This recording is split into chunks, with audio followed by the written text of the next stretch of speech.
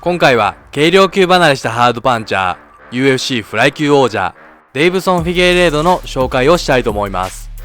王者デイブソン・フィゲイレードです。 MMA 戦績20勝1敗 UFC 戦績9勝1敗です。ブラジル出身の32歳です。初代 UFC フライ級王者デメトリアス・ジョンソン、第2代 UFC フライ級王者ヘンリー・セフードといった歴代フライ級レジェンド王者たちに次ぐ第3代 UFC フライ級王者です。UFC 最軽量級のフライ級ながら強烈なパンチ力の KO パワーと決めの強さを持っており、19勝のうち9つの KO、TKO での勝利、8つのサブミッションでの勝利と高いフィニッシュ力を誇っております。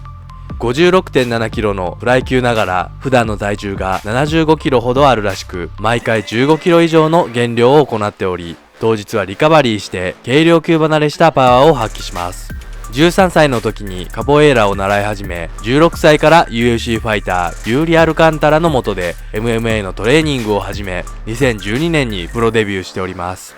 デビュー後はブラジルのジャングルファイトなど様々な団体で活躍し、11勝無敗の戦績で UFC と契約しております。UFC デビュー戦ではマルコ・ベルトランと対戦し、2ラウンド終了時にコーナーストップで TKO 勝ち。2017年10月、ライジンにも参戦経験のあるジャレット・ブルックスに判定勝ち。2018年2月、ジョセフ・モラレスに左フックからのパウンドで TKO 勝ち。2018年8月、当時ランキング6位のジョン・モラガに左ボディーブローからのパウンドで TKO 勝ちと USC で破竹の4連勝を挙げました。しかし2019年3月、当時ランキング1位のジェシー・ホルミーガと対戦するも判定負けでキャリア初黒星を喫しました。ここまでフィゲイレードは15勝0敗13のフィニッシュを誇っておりました。柔術黒帯で組み技はかなり強いフィゲイレードですが、塩漬けタイプのグラップラーであるホルミーガ相手に初めて底を見せてしまいました。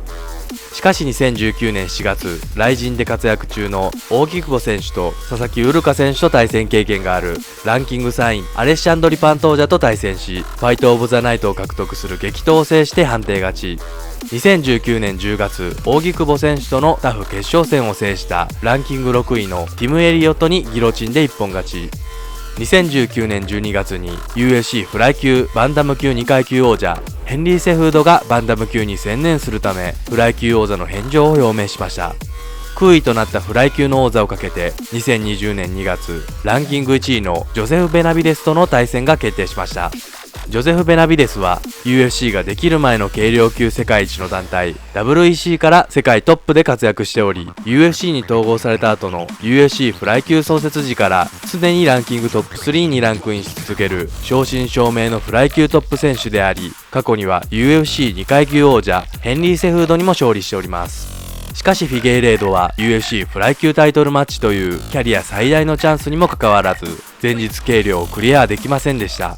フィゲイレードが体重超過をしたため、ベナビデスが勝利した場合にのみチャンピオンの称号が授けられることを条件に試合が行われることになりました。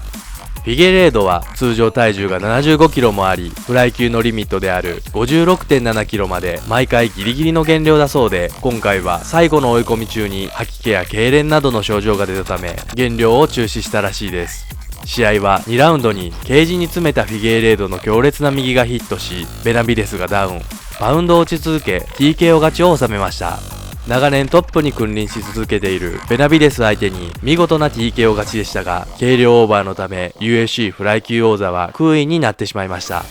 当然その後2020年7月 UFC フライ級王座決定戦でジョゼフ・ベナビデスとのダイレクトリマッチが決定しました。今回はフィゲイレードも軽量をクリアし、お互い体調万全で試合に臨みました。試合は開始早々に右フックでダウンを奪うと、その後も立て続けに右フックで2度ダウンを奪い、最後はリアネイキッドチョークでベナビデスを締め落として一本勝ちを収め、一方的な展開で勝利したフィゲイレードが UFC フライ級新王者に輝きました。試合後フィゲイレードは彼にとって初めての一本負けを味わわせたし、みんなに最高のショーを見せられたと思う。必ず1ラウンドでフィニッシュしようと思っていた。誰にも言ってないけど、今の俺ははるかに速いし、カウンターの打撃はスキルを上げている。UFC が望む相手なら誰とでも戦う。俺のレベルにいるやつならな。ただ俺はノックアウトアーティストだから俺のレベルにいないとダメだ。ノックアウトされちまうからな、と語りました。2020年11月、ランキング4位のアレックス・ペレスと初の防衛戦を行いました。そもそも元 UFC バンタム級王者コーディ・ガープラントが UFC2 階級制覇を目指しフライ級に転向し、初戦で王者デイブソン・フィゲーレードとのタイトルマッチが組まれておりましたが、ガーブラントが上腕二頭筋を断裂したため4位アレックス・ペレスが代役で挑戦権を獲得しました。アレックス・ペレスはスタンドでもグラウンドでもフィニッシュ率が高く、前戦ではフィゲーレードが唯一黒星を喫しているジェシー・フォルミーガ相手に1ラウンドカーフキックを効かせてフォルミーガの足を破壊しての KO 勝ちとインパクトのある勝利を収めておりました。試合は1ラウンドペレスがシングルレッグに入ると、フィゲーレードはカニバサミで自ら倒れ込み足間に行き、外れてペレスがトップを取るとフィゲーレードが得意のギロチンに入りそのままタップ。フィゲーレードが1分57秒の秒殺で王座初防衛に成功しました。 UFC から期待されていたアレックス・ペレスでしたが、フィゲーレードは強すぎました。試合後フィゲーレードはギロチンを狙っていた、コーチにもギロチンでのフィニッシュを宣言していたんだ、きっとあいつならあのポジションでチャレンジしてくると思っていた、それがあいつにとっては最大のミスさ、俺はそうなると分かっていたからそれでおしまい、次はランキング1位のブランドン・モレノと戦いたい、デイナ叶えてくれよ、俺がやりたいのはその試合だ、パウンド・フォー・パウンドの一番は俺だと語りました。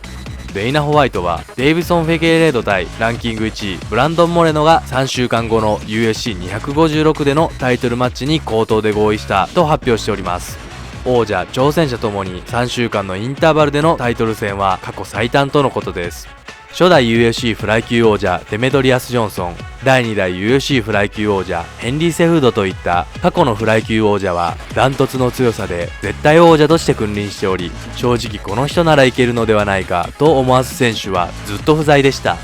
今のフィゲーレードは過去のフライ級王者と同じくフライ級でも頭一つ抜けており、現在ランカーでこの人ならと思わす選手は正直思い当たりません。個人的には今回試合が流れたコーディ・ガーブラント戦や無敗の元 ACB 王者3位アスカル・アスカロフ戦、そして元ライジンバンダム級王者マネル・ケイプが対抗馬として上がってきてほしいです。 UFC で大人気のコーディ・ガーブラントは2021年俺様が世界王者になるのさと怪我から完全復帰した来年に改めてタイトルに挑戦すると表明しております。ただ UFC フライ級は日本のライジンファンが最も知っておくべき階級だと思っております。元ライジンバンタム級王者マネル・ケイプは12月に UFC フライ級で初戦が決まっております。現ライジンバンタム級王者朝倉海選手は UFC 王者が目標と公言しており、そもそもフライ級を主戦場に戦っておりました。